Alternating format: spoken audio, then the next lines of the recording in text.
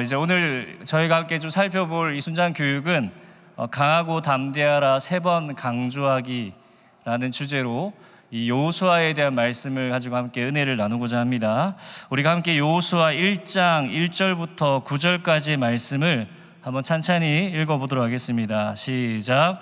여호와의 종 모세가 죽은 후에 여호와께서 모세의 수종자 눈의 아들 여호수아에게 말씀하여 이르시되 내 종 모세가 죽었으니 이제 너는 이 모든 백성과 더불어 일어나 이 요단을 건너 내가 그들 곧 이스라엘 자손에게 주는 그 땅으로 가라.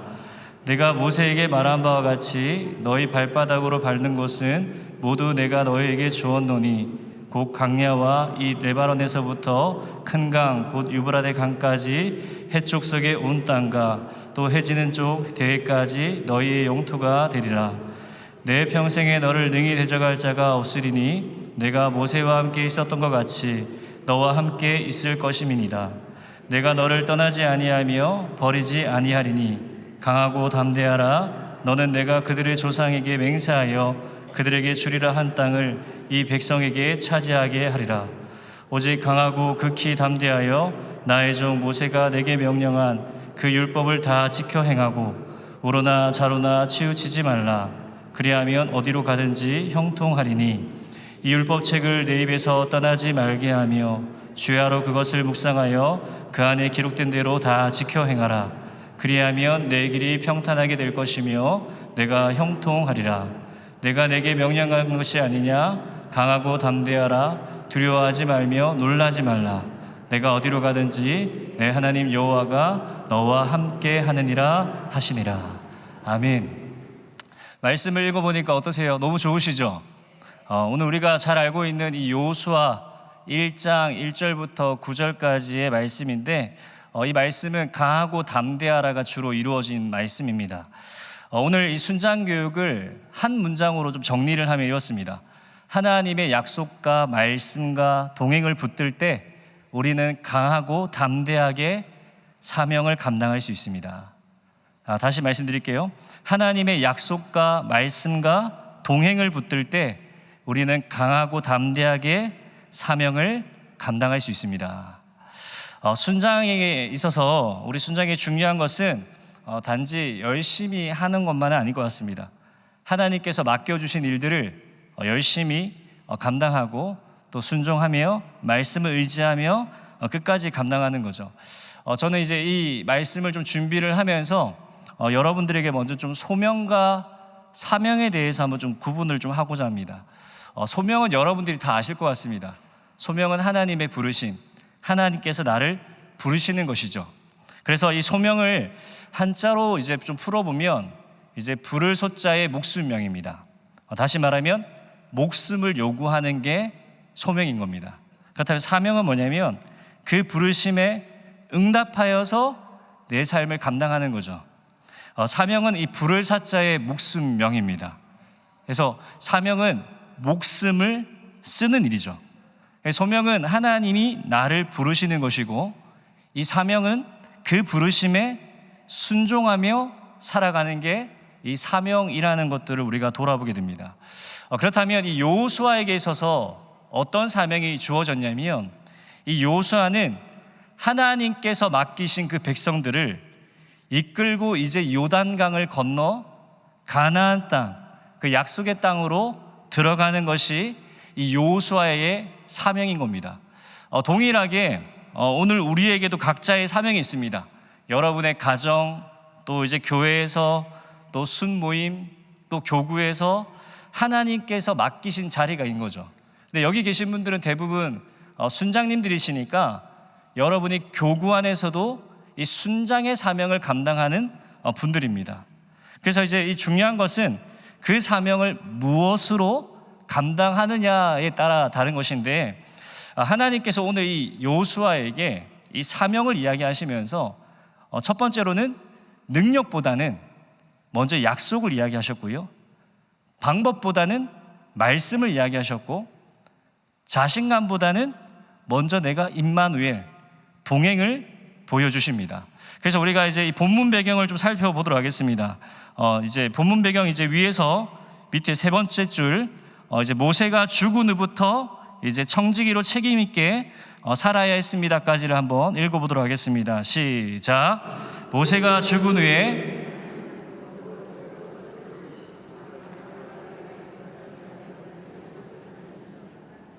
이 땅은 단순한 전리품이 아니라 하나님께서 주시는 기업으로서 땅의 주인이 여호와이심을 전제할 때 이스라엘은 그곳에서 청지기로 책임 있게 살아야 했습니다. 이 여호수아 1장 1절에서 9절 말씀을 보게 되면 이스라엘의 역사에 있어서 가장 중요한 전환기, 전환점이라고 이렇게 보셔도 좋겠습니다. 왜 그러냐면 말씀 시작이 뭐냐면 모세가 어떻게 됐다고요? 죽은 후라고 이렇게 시작합니다. 이 이야기는 단순한 어떤 사건이 아닙니다. 단순한 사건 설명이 아닙니다. 이 모세에게 있어서, 아니 이스라엘에게 있어서 사실 모세는 엄청난 인물이었죠. 광야라는 곳을 모든 시간을 이끌었던 지도자가 누구였죠? 모세였습니다. 그리고 이 이스라엘과 하나님 사이에 이 중보자의 역할을 감당했던 이 영적 지도자가 누구였냐면 바로 이 모세였습니다. 근데 그 모세가 어떻게 되었다고요? 죽었다고 얘기합니다. 이 지도자는 사라졌습니다. 이제 이스라엘 백성들이 건너가야 될 이제 그 약속의 땅 가나안 땅 있는데 이제는 이 요단을 건너야 되고 건너가야 할 땅에 가나안 땅에는 수많은 대적들, 수많은 민족들이 있었던 거죠. 그러니까 이제 이 이스라엘이라는 이 백성들의 어떤 상황을 보게 되면 리더가 부재했다라는 그 사실을 통해서 그들은 두려워할 수밖에 없습니다. 놀랄 수밖에 없는 거죠. 근데 바로 그때 하나님은 누구를 세우시죠? 이 여호수아를 세웁니다. 그리고 뭐라고 얘기하시냐면 일어나서 요단을 건너라고 말합니다. 그리고 그 약속의 땅을 내가 주겠다라고 이렇게 말씀하시죠. 여기서 중요한 것은 하나님은 모든 상황을 있잖아요. 모든 상황을 다 바꾸지 않았다는 겁니다. 어떤 거냐면 요단강은 그대로 있어요. 그리고 건너가야 될 그 땅에 대적들도 그대로 있습니다. 하지만 하나님께서 어떻게 하셨냐면 여호수아에게 말씀을 주십니다. 말씀을 주시고 어떻게 합니까? 방향을 제시해 주시는 거죠.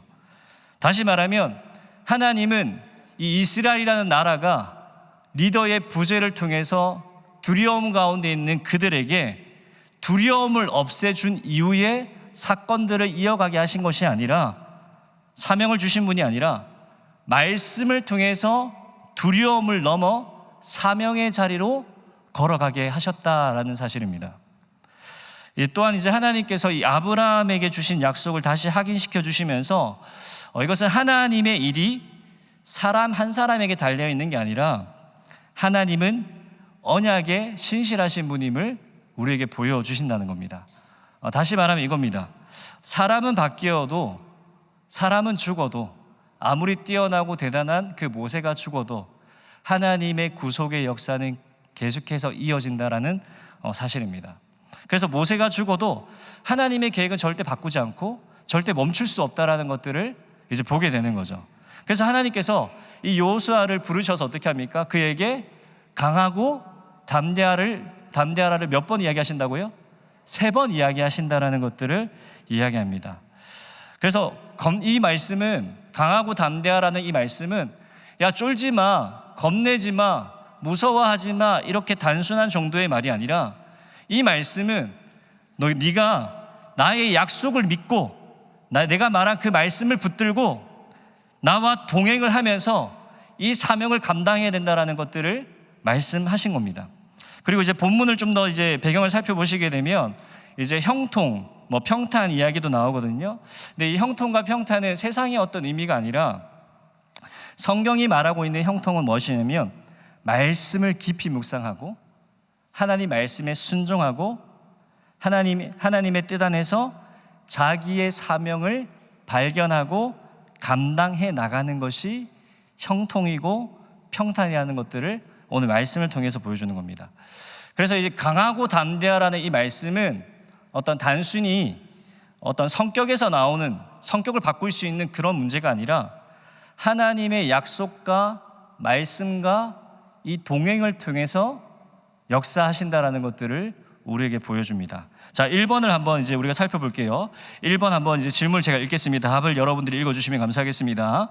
모세가 죽은 후라는 상황은 이스라엘과 여호수아에게 어떤 두려움을 만들었고 하나님은 그 문제를 어떻게 다루십니까? 시작.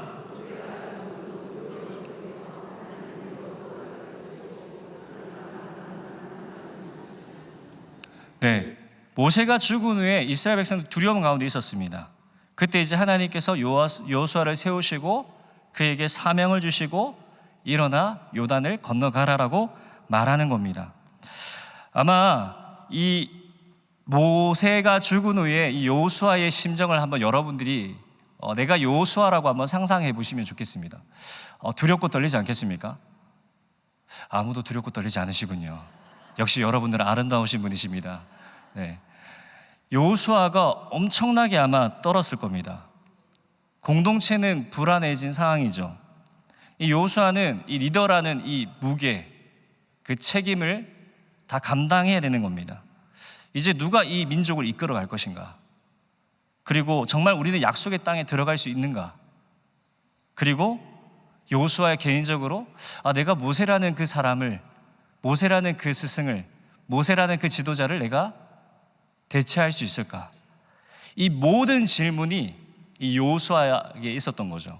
그런데 하나님은 그 공백을 침묵하지 않으시고 말씀하는 겁니다. 일어나 요단으로 건너가라. 환경은 그대로입니다. 그죠? 그런데 하나님은 말씀으로 어떻게 합니까?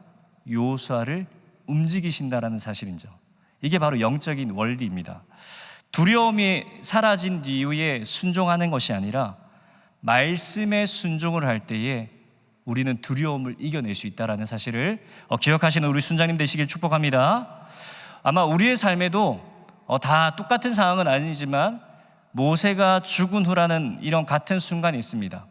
의지하던 것들이 사라지고 익숙한 것들이 무너지고 새로운 내가 책임을 감당해야 하게 될 때에 그때 하나님께서 우리에게 말씀하시는 거죠. 동일하게 일어나 건너라고 말씀하는 겁니다. 자, 2번 보겠습니다. 자, 하나님이 여호수아에게 주신 약속은 무엇이며 그 약속이 강하고 담대하라는 명령의 근거가 되는 이유는 무엇입니까? 답을 읽겠습니다. 시작. 하나님은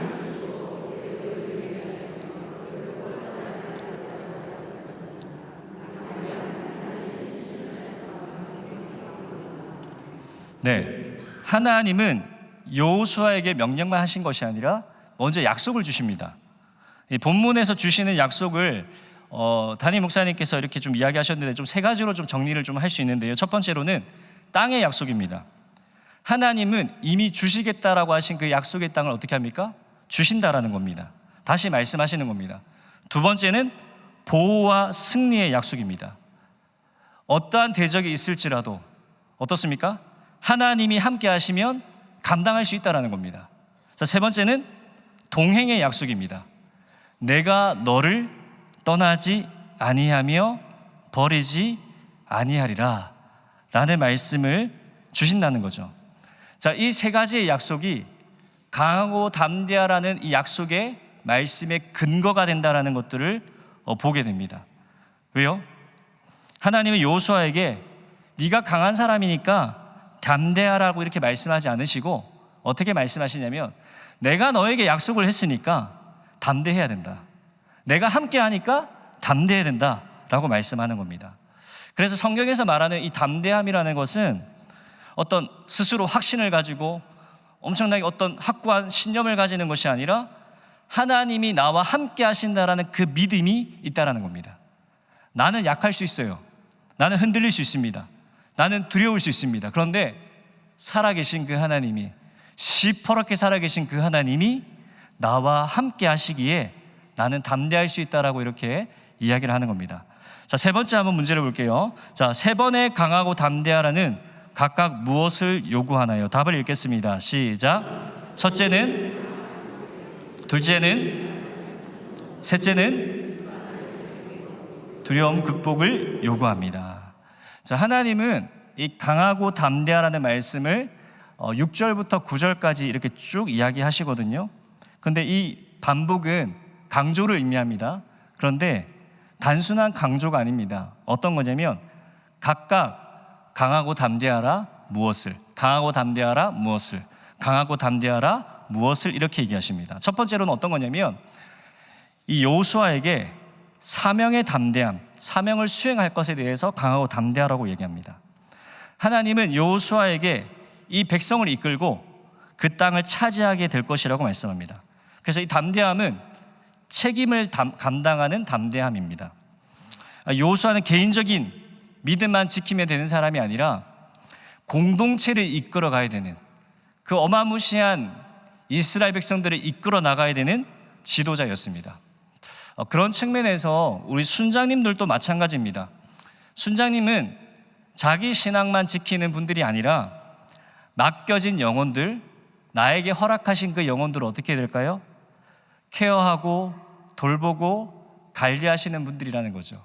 그래서 때로는 문자를, 때로는 전화를, 때로는 만남을 통해서 어떻게 합니까? 그 영혼을 케어하는 것입니다. 그래서 첫 번째 담대함은 사명을 피하지 않는 담대함입니다. 자, 두 번째 담대함은 어떤 거냐면 말씀의 순종에 대한 부분입니다. 하나님은 그 여호수아에게 만약에 제가 뭐 하나님이라고 말하면 안 되겠지만, 제가 만약에 어떤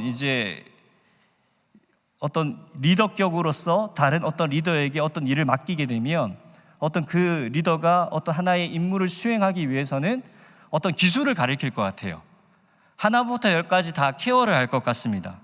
근데 하나님도 동일하게 전쟁의 기술을 이렇게 알려주신 것이 아니라 먼저 무엇을 알려주시냐면 네가 율법을 지켜 행해야 될 것에 대해서 말씀을 하신다라는 겁니다. 근데 그것을 어떻게 해야 되냐면 주야로 묵상해야 됩니다. 좌로나 우로나 치우치지 않아야 됩니다.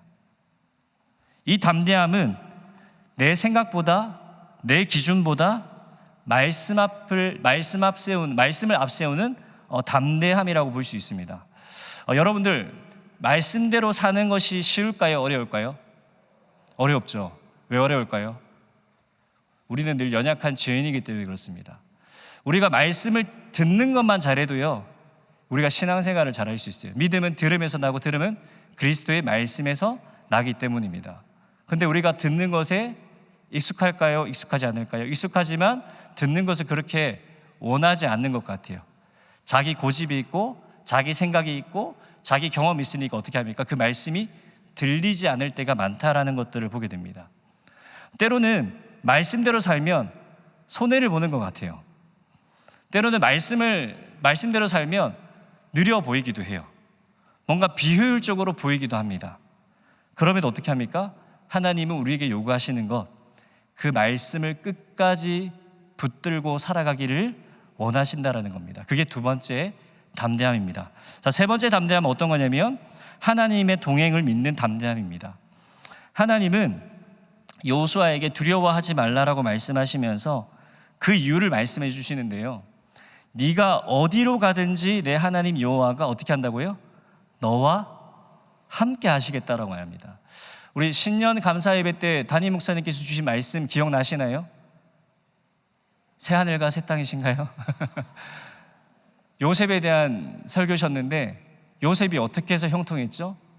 하나님이 요셉과 함께 하심으로 형통의 축복을 누렸지 않습니까? 동일하게 여기에서도 하나님의 동행, 하나님이 네가 어디로 가든지 내 하나님 여호와가 너와 함께 하겠다라는 겁니다. 담대함은 상황이 좋아서 좀 더 뭔가 다 갖추어져서 하는 것이 아니라 하나님이 말씀하시기 때문에 가능한 담대함인 거죠. 그래서 이 여호수아의 담대함은 사명입니다. 여호수아의 담대함은 말씀입니다. 여호수아의 담대함은 하나님과의 동행 안에서 세워진다라는 것들을 보게 됩니다. 자, 4번 볼게요. 자, 강하고 담대하라 세 번 반복이 결국 우리에게 강조하는 핵심은 무엇인가요? 답을 읽겠습니다. 시작. 네, 내 용기가 아니라 하나님의 말씀과 동행에 있습니다.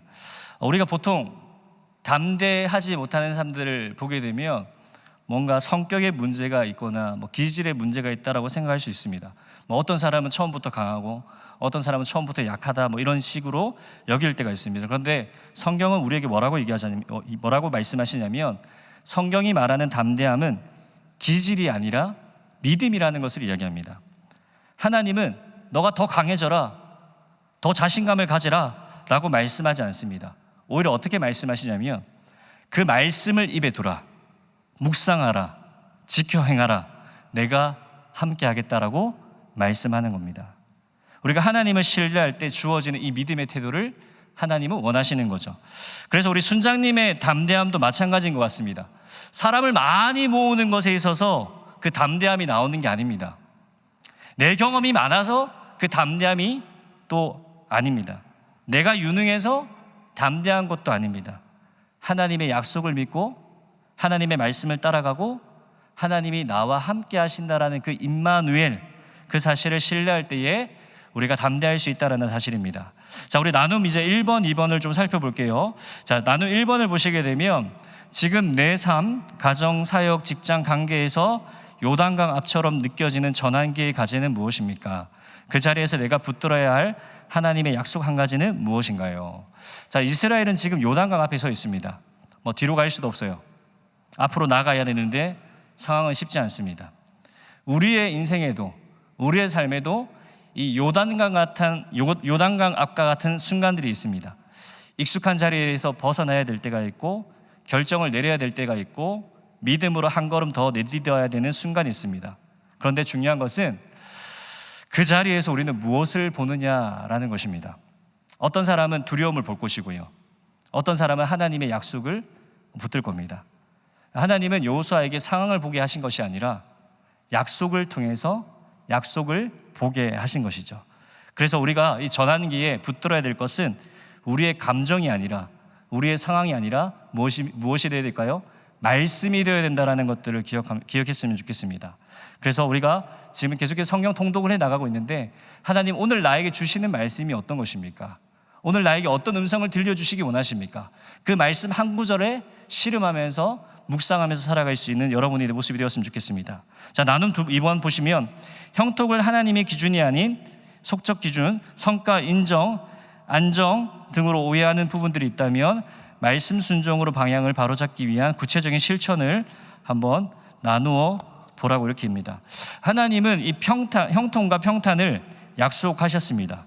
그런데 우리가 생각하는 형통은 성경이 생각하는 형통과 좀 다른 부분들이 많습니다.